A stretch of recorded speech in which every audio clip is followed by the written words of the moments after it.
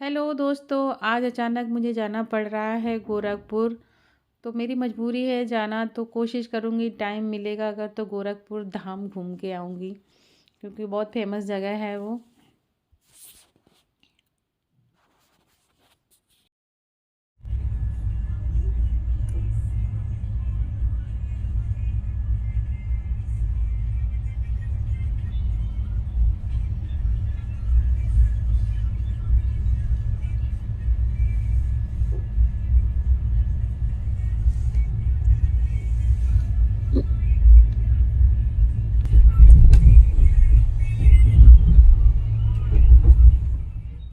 अभी शाम के 4 बजे हैं और ये है गोरखपुर जाने वाली एक्सप्रेस ट्रेन, जिस पे हम लोग बैठने वाले हैं, जिससे बैठकर हम पूरी रात सफ़र करेंगे और सुबह गोरखपुर पहुँचेंगे।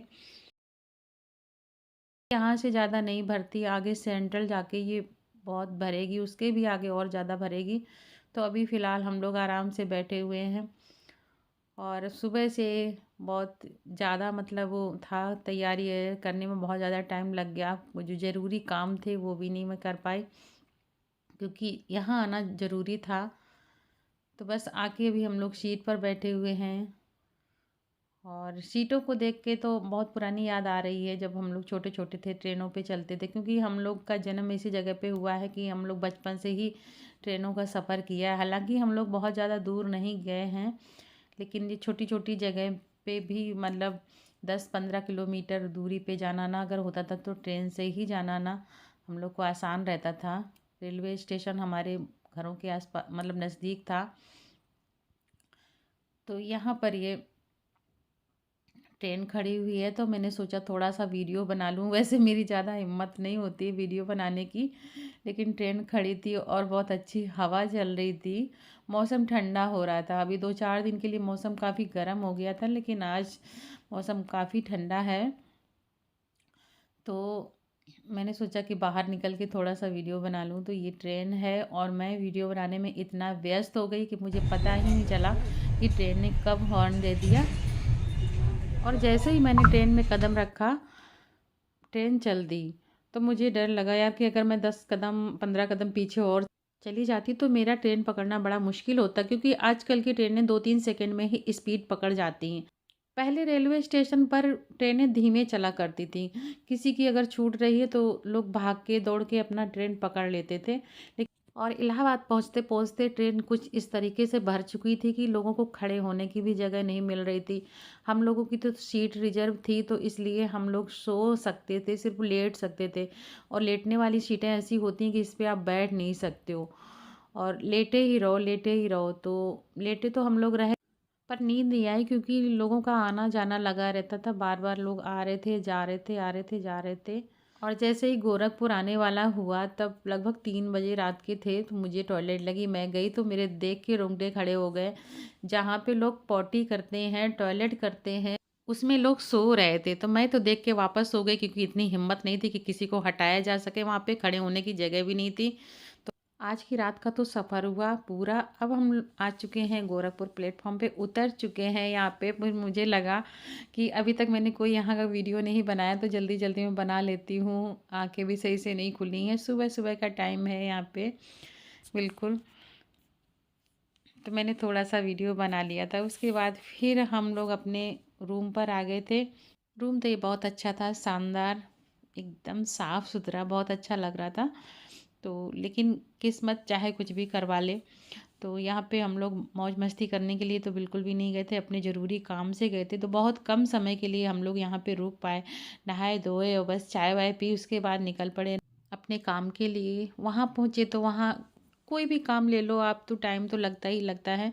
तो वहाँ पे 3-4 घंटे टाइम लग गया हमारा। तो अब हम लोग जा रहे थे फिर से अपने रूम पर, लेकिन अब 1:30 बज चुका है, भूख भी लग रही है, तो अब खाना भी खाना है। तो देखते हैं अगर आगे चल के कुछ मिलता है तो खा लेते हैं।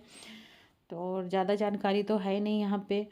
तो बस आगे दिखा फिर हमें एक छोटा सा जो ठेले वाला होता है, वहाँ पे वो नान रोटी बना रहा था और छोले भटूरे भी बना रहा था। तो फिर वहीं बैठ के हम लोगों ने फिर छोले भटूरे खाए। छोटी दुकान थी, लेकिन ठीक था, खाना अच्छा था।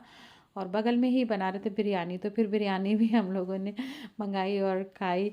और उसके बाद बाहर का खाना खाने की जब मेरी मजबूरी होती है तो मुझे 8-10 साल पहले का वो सीन, वो वाक़या याद रहता है। मैं भूलती नहीं हूँ कभी भी कि दिन के 12:30 बज रहे थे और हम लोग एक अच्छे से रेस्टोरेंट में गए, महँगे से रेस्टोरेंट में। वहाँ पे बिरयानी का ऑर्डर किया और जब बिरयानी आई तो उसमें बदबू आ रही थी। तो कहते हैं ना कि ऊँची दुकान फीका पकवान। तो यहाँ पर हम लोग फिर से अपने रूम पर आ गए हैं और अपना सामान पैक करेंगे और फिर से चलेंगे स्टेशन की तरफ। तो चलते हैं गोरखपुर स्टेशन की तरफ। तो ये रहा गोरखपुर स्टेशन। तो इस बार गोरखपुर स्टेशन पे जो एक अच्छी चीज़ देखने को मिली वो ये चीज़ है कि साफ़ सफाई का यहाँ पर विशेष ध्यान है, विशेष तौर से। आप मूंगफली के छिलके या पाउच वगैरह कुछ भी नहीं देख पाएंगे यहाँ पे। अगर कुछ आपको फेंकना है तो कूड़े के ढेर में फेंकिए या कूड़े के डब्बे में फेंकिए, कूड़ेदान में डालिए, मतलब बाहर इधर उधर कहीं मत फेंकना गलती से भी, क्योंकि यहाँ से लगता है जुर्माना। तो जब देखा मैंने कि यहाँ तो बहुत चमचमा रहा है, कोई भी कूड़ा करकट नहीं है, तो फिर अनाउंसमेंट भी हो रहा था कि कृपया इस चीज़ से बचें। तो बस फिर बहुत अच्छा लगा देख के। और ये गोरखपुर जंक्शन है। तो अभी हम लोग इधर उधर अपना टाइम पास कर रहे हैं क्योंकि हमारी ट्रेन को आने में अभी थोड़ा टाइम है। और यहाँ पर एक नई चीज़ देखने को मिली, वो है इलेक्ट्रॉनिक सीढ़ियाँ। जो भी आप प्लेटफॉर्म से बाहर जाओगे, स्टेशन से बाहर जाओगे तो आपको इलेक्ट्रॉनिक सीढ़ियों से उतरना पड़ेगा, क्योंकि यहाँ पे जो जीना है, जीना पे बंद कर दिया गया है। तो आप कैसे भी करो चाहे आपको डर लग रहा हो, बहुत सारे लोग हैं जो डरते हैं। थोड़ा थोड़ा सा डर मुझे भी लगता है, बहुत ज़्यादा नहीं लगता है। मैं चढ़ भी जाती हूँ, उतर भी जाती हूँ, बहुत ज़्यादा नहीं लगता है। तो यहाँ पर मैं अपने वाले प्लेटफॉर्म पे खड़ी हूँ। यहाँ पर ये दूसरी ट्रेन आई है, तो ये जनरल बोगी है, इसमें भीड़ ऐसे ही होती है, बहुत ज़्यादा होती है। तो इसकी हालत वैसी है, कहते हैं ना कि एक टुकड़ा डाल के दो कुत्तों को छोड़ते हो।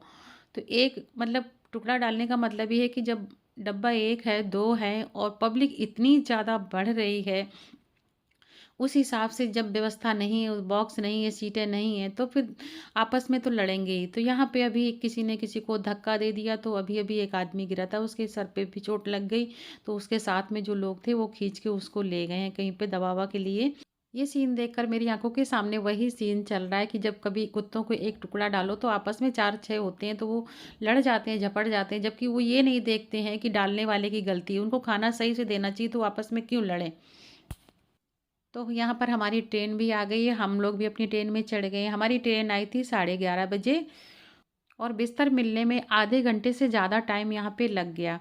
लगभग पौन घंटे हमने यहाँ पे वेट किया, तब जाके हमें बिस्तर मिला। बिस्तर में है 2 चादर देते हैं, एक बिछाने वाली, एक ओढ़ने वाली, एक ब्लैंकेट देते हैं और एक पिलो देते हैं, पिलो कवर भी देते हैं। मैंने जो गलती की है फ्रेंड्स, आप लोग ऐसी गलती कभी मत करिएगा। मैंने सोचा कि मैं नीचे वाली सीट खाली है तो मैं उस पे अपना बिस्तर लगा लेती हूँ, जब कोई आएगा तो मैं उसको अपनी वाली सीट दे दूँगी, तुम उस पे लगा लो, क्योंकि मुझे ऊपर चढ़ने में थोड़ा-सा डर सा लग रहा था। तो हुआ ये कि मतलब वो जो नीचे वाली सीट थी वो थी 70 साल की माताजी की, तो वो जो है ना बिल्कुल भी ऊपर नहीं चढ़ पाती। तो इसलिए फिर मैंने बिस्तर लगाया, मुझे छोड़ना पड़ा। तो मुझे रात को एक तो नींद बड़े मुश्किल से आई और उसके बाद जब माताजी आ गई तो वो सीट चेंज करनी पड़ी, तो बड़ा गुस्सा आ रहा था। लेकिन अब क्या करूँ, कोई और होता तो उससे कहा जा सकता था कि भाई चेंज कर लो, लेकिन अब उससे तो बिल्कुल भी नहीं कर सकते। तो यहाँ पर हमारा भी आधे से ज़्यादा सफ़र तय हो चुका है। और मैं तो सोच रही थी कि ये थर्ड एसी है तो इसमें तो खाना तो बनता ही होगा, जब मर्जी हो तब ऑर्डर कर दो। लेकिन ऐसा नहीं था। जब चाय वाले भैया से मैंने ऑर्डर किया कि आलू के पराठे का ऑर्डर ले लो, तो बोले कि मैडम ये इसमें नहीं बनता, इसमें चाय कॉफ़ी बिस्किट मिलेगा बस, और कुछ नहीं। तो मैंने कहा अभी सुबह तो बोल रहे थे कि चाय पराठा छोले भटूरे, तो बोले कि बाहर से आता है, ये जो स्टेशन पे जो लोग बेचते हैं, तो जब ट्रेन खड़ी होती है तो वो लोग आ जाते हैं, वो बेचते हैं, उस टाइम पे आप ख़रीद सकते हो। तो मैंने कहा ये तो मेरे साथ धोखा हो गया, अब भूखे रहना पड़ेगा। तो फिर उसके बाद फिर मैं वेट करती रही कि शायद किसी स्टेशन पे रुके और कोई आए, तो मैं तलाश थी खाने की। तो बहुत देर के बाद में फिर एक समोसे वाला भैया आया, उससे फिर समोसे लिए और चाय तो आसानी से मिल ही रही थी, चाय तो आप जब मर्जी हो तब ले लो। तो फिर चाय समोसा खाया, उसके बाद फिर से सोच रही हूँ कि अब कितनी जल्दी घर पहुँचूँ, क्योंकि घर जैसे जैसे नज़दीक आता जा रहा है वैसे वैसे ये भी लगता जा रहा है कि अब कितनी जल्दी घर पहुँचे। और मैं तो यहाँ पे दूसरे की सीट पर बैठ गई हूँ, क्योंकि वो बंदा बहुत पहले ही खाली कर गए जिसकी थी।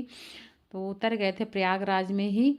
और मेरी सीट क्योंकि उधर थी और ये खिड़की वाली सीट मुझे बहुत अच्छी लगती है, इसमें बैठना मुझे बहुत अच्छा लगता है, तो मैंने सोचा खाली ही पड़ी है तो इसमें भी बैठ के थोड़ा सा आनंद ले लूँ। ट्रेन पर बैठकर पूरी रात गुजार देने का एक्सपीरियंस जो होता है वो मेरा ये दूसरी बार का ही है। बहुत ज़्यादा मैं घूमी फिरी नहीं हूँ, ये मेरी किस्मत में शायद नहीं है बहुत ज़्यादा घूमना फिरना, कहीं भी मैं नहीं गई हूँ। मैं छोटी छोटी जगहों पे, क्योंकि मेरा घर ही ऐसी जगह पे है कि ट्रेन से हम इधर उधर अपने रिलेशन में जा सकते हैं, जाते आते रहें, बचपन से ही जाते आते रहे हैं। सीट अच्छी है तो लेटने का भी मन कर रहा है, तो चलो थोड़ा सा लेट के भी आनंद ले लेते हैं।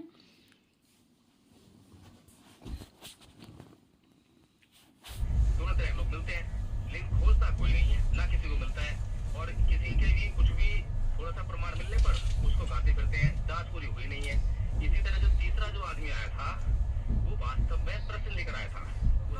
9 महीने तक रुलाता था, भारत माता के आशीर्वाद, कोई नाश्ता नहीं मिला, मुश्किल से समोसा मिल पाया है।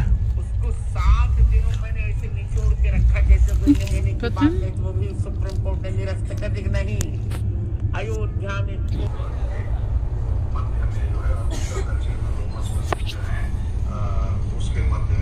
राजेंद्र प्रसाद जो भारत के पहले राष्ट्रपति होने वाले थे, अंतरिम राष्ट्रपति 1949 में बने गए थे, वो भी राष्ट्रपति किसी बिल पर साइन करने को बाध्य नहीं है। अगर आप संविधान का आर्टिकल 111 पढ़ेंगे ना, जिसके तहत राष्ट्रपति साइन करता है, उसकी भाषा ऐसी ही कंफ्यूजन हो सकता है। और राजेंद्र प्रसाद इतने बिफर गए थे बोले कि राष्ट्रपति साइन करने को बाध्य नहीं। लोग मजाक में कहते हैं, सच तो पता नहीं क्या है, कि नेहरू जी ने उसी फाइल पर लिख के भेजा कि संविधान में राष्ट्रपति के महाभियोग की व्यवस्था भी आर्टिकल 61 के तहत, यदि आप साइन नहीं करेंगे तो हम उसका इस्तेमाल करेंगे। किंवदंती है कि ऐसा हुआ। अब एग्जैक्टली इनके बीच में कैसे बातें हुई, फाइल पे लिख के बात हुई कि मौखिक बात हुई, पता नहीं। पर कहते हैं कि राजेंद्र प्रसाद जी ने कहा कि मैं साइन नहीं करूंगा, और नेहरू जी की तरफ से गया कि मैं महाभियोग लगा दूंगा आपके ऊपर। उसके बाद जब साइन दिया और बाद में जब